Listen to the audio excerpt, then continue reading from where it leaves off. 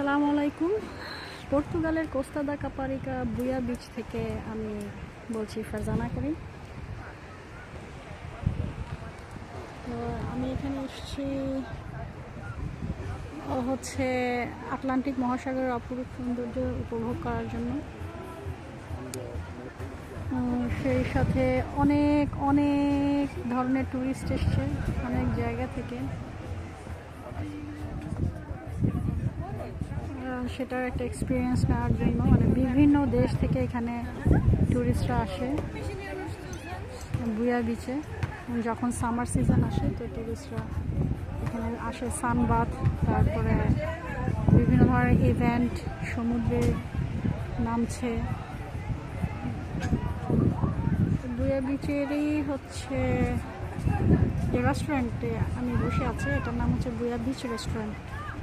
খুবই সুন্দর একটা রেস্টুরেন্ট এবং এখানে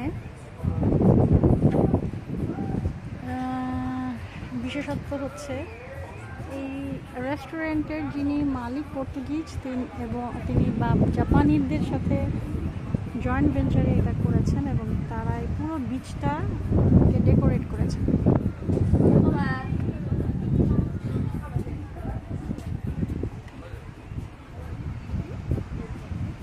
এবং এই বিচে ঢুকতে হলে এই রেস্টুরেন্টে রিজার্ভেশন করতে হয়, রিজার্ভ করে তারপরে ঢুকতে হয়। এই যে এখন রিজার্ভ করছে ওরা।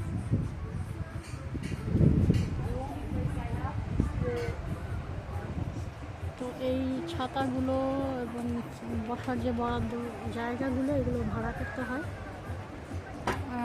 বুয়া বিচের যিনি ম্যানেজার তিনি নিয়ে যাচ্ছেন আমাদেরকে, মানে মহিলা ম্যানেজার যিনি, পুরুষ ম্যানেজার এখনও আসেন নাই।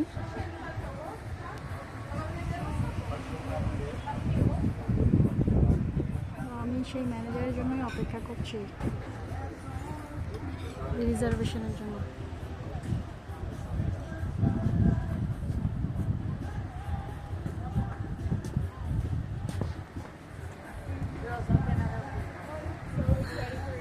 দেখা যাক কখন আসে।